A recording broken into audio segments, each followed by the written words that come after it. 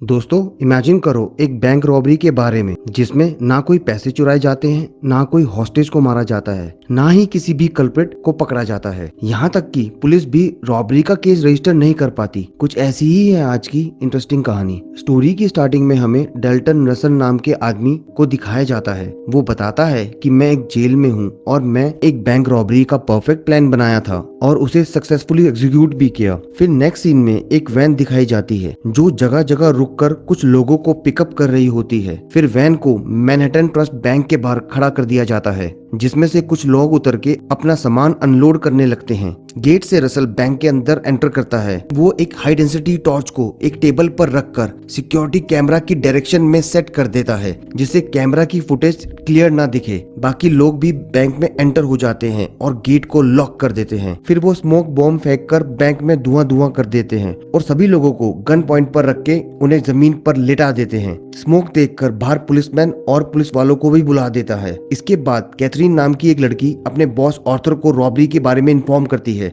ये खबर सुनकर आर्थर बहुत परेशान हो जाता है। इसके बाद केथ और बिल भी बैंक के बाहर पहुंच जाते हैं। केथ को इस केस की रिस्पॉन्सिबिलिटी मिलती है। इसके बाद रसल आदमी और औरतों को अलग अलग ग्रुप में खड़ा करके उन्हें अनड्रेस होने के लिए बोलता है और सभी हॉस्टेजेस को अपनी जैसी यूनिफॉर्म दे देता है। अब हॉस्टेजेस और रॉबर्स ने सेम ड्रेस पहनी होती है जिससे पुलिस कंफ्यूज हो जाए कि रॉबर्स कौन है और हॉस्टेजेस कौन है। फिर एक बुढ़े पेशेंट को बैंक से बाहर भेज दिया जाता है। उसके बाद रॉबर्स बैंक के वॉल्ट के लॉकर्स को इंस्पेक्ट करते हैं। वहीं दूसरी तरफ आर्थर व्हाइट से मिलता है। आर्थर बोलता है कि बैंक में मेरा भी एक लॉकर है, मैं चाहता हूँ इस लॉकर को कोई भी हाथ ना लगाए। व्हाइट आर्थर से कहती है कि तुम्हारा ये काम हो जाएगा। इसके बाद हम देखते हैं स्टीव नाम का एक रॉबर बैंक के स्टेशनरी रूम का फ्लोर तोड़ रहा होता है। लगता है ये उनका एस्केप रूट है। फिर रॉबर्स एक और हॉस्टेज को रिलीज कर देते हैं जिसके गले में एक बॉक्स लटका हुआ होता है। पुलिस वाले उस बॉक्स को इंस्पेक्ट करते हैं और ध्यान से देखते हैं। फिर व्हाइट सिटी मेयर से मिलती है तो मेयर व्हाइट को देखते ही गाली देने लगता है। यहाँ हमें दिखाया जाता है कि व्हाइट की काफी ऊपर तक पहुंच होती है मगर कोई भी उसको ज्यादा पसंद नहीं करता। रिलीज किया हुआ आदमी बताता है कि बैंक में लगभग 4 लुटेरे हैं और करीब 20-30 हॉस्टेजेस हैं। उसके बाद पुलिस उस बॉक्स को चेक करती है। बॉक्स में रॉबर्स ने लिखा होता है कि हमें 2 बस और एक जंबो जेट रात 9 बजे तक चाहिए वरना हम टीवी के सामने सभी हॉस्टेजेस को मारना शुरू कर देंगे। उसके बाद रॉबर्स एक हॉस्टेज से पुलिस को एक पेपर दिलवाते हैं जिस पर लोगों के खाने की डिमांड होती है। फिर पुलिस वाले पिज्जा के बैग में एक बग छुपाकर बैंक में भेज देते हैं और फिर पुलिस रॉबर्स की बातें सुनने लगती है तो उन्हें पता चलता है कि वो अल्बेनियन लैंग्वेज में बात कर रहे होते हैं। फिर पुलिस बाहर से एक एलिना नाम की लड़की को बुलाते हैं और रिकॉर्डिंग सुनाते हैं। रिकॉर्डिंग सुनकर एलिना हंसने लगती है। वो कहती है कि रॉबर्स तुम्हें बेवकूफ बना रहे हैं। ये आवाज अल्बेनियन प्रेसिडेंट की स्पीच की है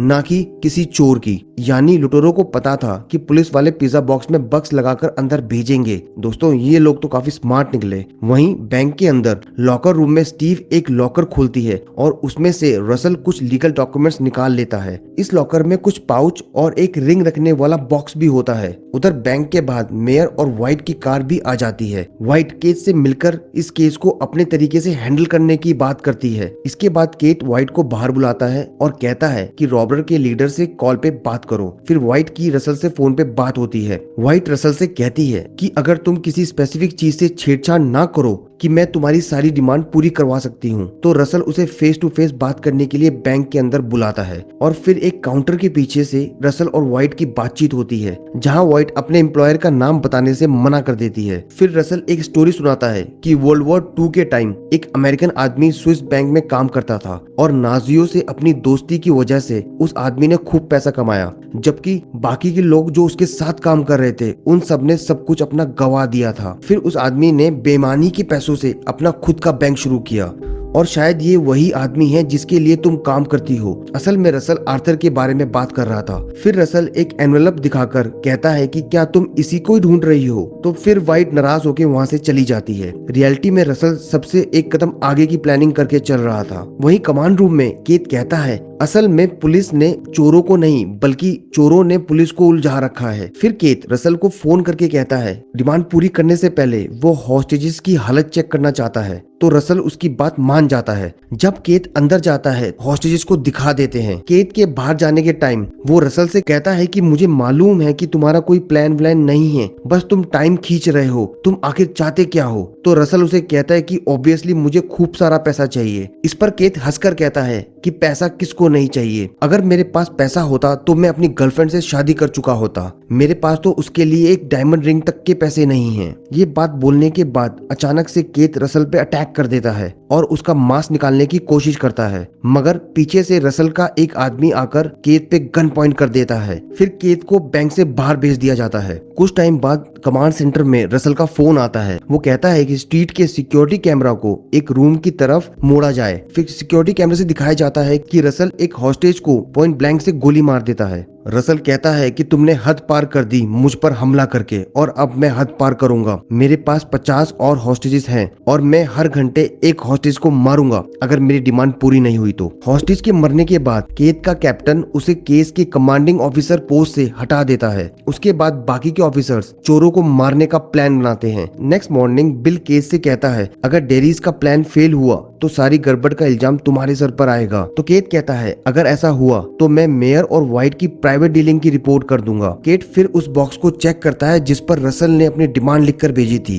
केत नोटिस करता है उस बॉक्स में तो बग लगा हुआ है। फिर वो इमीडिएटली डेरीज को फोन करता है और बताता है कि बैंक के अंदर मत जाना, चोरों ने हमारी सारी प्लानिंग सुन ली है। अंदर ये बात रसल को भी पता लग जाती है। सभी हॉस्टेजेस को इकट्ठा करने के बाद रॉबर्ट्स बैंक के अंदर एक्सप्लोजन कर देते हैं।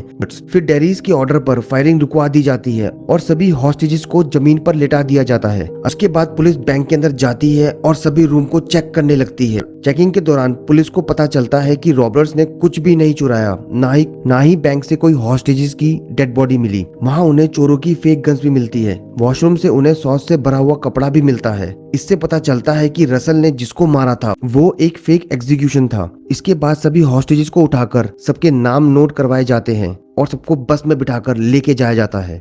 केत अपने सुपीरियर को कहता है कि रॉबर्ट्स का प्लान फ्लॉलेस था, उन लोगों ने सब कुछ पहले से ही प्लान कर रखा था और हमारे पास उनकी आइडेंटिटी का एक भी क्लू नहीं है। हमें तो ये भी नहीं पता कि उन लोगों ने बैंक से क्या चुराया है। फिर कैप्टन कहता है अगर तुम्हारे पास इस केस के रिलेटेड कुछ नहीं है तो तुम ये केस बंद कर दो। ये बात सुनकर केत काफी सरप्राइज हो जाता है और कैप्टन से पूछता है कि सच में केस बंद कर दूं। इसके बाद केत बैंक के लॉकर का रिकॉर्ड चेक करता है कि कौन सा लॉकर किसके नाम है, मगर लिस्ट में लॉकर नंबर 392 की डिटेल्स मिसिंग होती है। तो केत व्हाइट से मिलकर कहता है कि लॉकर नंबर 392 आर्थर का था, वो हमसे क्या छुपाना चाहता है। व्हाइट केत को कुछ खास रिस्पॉन्स नहीं देती और वहाँ से चली जाती है। व्हाइट आर्थर से मिलकर बताती है कि केत काफी स्मार्ट डिटेक्टिव है, साथ ही साथ तुम्हारा एनवेलप रॉबर के लीडर के पास है और वो तुम्हारे सारे सीक्रेट जानता है। व्हाइट आर्थर से पूछती है क्या रॉबर्ट तुम्हारा और भी कुछ लेके गया है उस बॉक्स से, यानी तुम्हारे बॉक्स में कुछ ऐसा भी था जिसकी कीमत उस रॉबर के लिए तुम्हारे एनवेलप से भी ज्यादा थी। तो आर्थर बोलता है कि उस लॉकर में डायमंड्स का पाउच था और एक रिंग का बॉक्स था जिसमें एक पर्शियन बैंकर की वाइफ की रिंग थी। ये पर्शियन बैंकर 60 साल पहले उसका दोस्त था जिसे नाजियों ने मार दिया था और उस बैंकर की फैमिली को मैं बचा सकता था, मगर मुझे ऐसा ना करने के लिए काफी अच्छी कीमत दी गई थी। फिर आर्थर व्हाइट को एक चेक देता है जिससे वो अपना मुंह बंद करे और उसे विदा कर देता है। इसके बाद फिर हमें मूवी की स्टार्टिंग वाला सीन दिखाया जाता है जहाँ रसल प्रिजन में था, मगर असल में ऐसा कुछ नहीं होता। वो तो एक सेल में था जो उसके साथियों ने बैंक के अंदर बनाया था और बैंक के अंदर से ऐसा लगता है कि यहाँ पर कुछ भी स्पेशल नहीं है, मगर रैक्स के उस पार एक छोटा सा रूम है जिसमें रसल इतने दिन तक छुपा रहा। वो बॉक्सेस को हटाकर बाहर निकल आता है। असल में रसल बैंक से बाहर निकला ही नहीं, यानी वो पूरे एक हफ्ते तक बैंक के अंदर ही रहा। फिर रसल बैंक से नॉर्मली निकलता है और जाते जाते केट से टकरा जाता है, यानी वो इतना कॉन्फिडेंट था कि केट उसे पहचान नहीं पाएगा। वहाँ बैंक के अंदर केट कोर्ट ऑर्डर पर लॉकर नंबर 392 खुलवाता है जिसमें उसे चिंगम के रैपर मिलते हैं और साथ ही साथ एक खाली रिंग बॉक्स मिलता है। केत फिर आर्थर के पास जाकर लॉकर नंबर 392 के बारे में पूछता है, मगर आर्थर ऐसा बिहेव करता है जैसे उसे कुछ नहीं पता। इसके बाद बिल केथ से हंसकर कहता है कि तुमने तो बुड्ढे की क्लास लगा दी। तो फिर दोनों हंसने लगते हैं। जेब से एक डायमंड मिलता है और वो इसे देखकर बैंक का सीन याद करने लगता है। उसे याद आ जाता है कि वो रसल ही था जो उससे टकराया था और रसल ने ही वो डायमंड उसकी जेब में रखा है। याद आने पर केथ स्माइल करता है क्योंकि उसने ही रसल को कहा था कि उसके पास पैसे नहीं हैं अपनी गर्लफ्रेंड को डायमंड की रिंग देने के लिए। ये रसल की तरफ से केथ के लिए एक वेडिंग गिफ्ट है और यहाँ पर मूवी खत्म हो जाती है।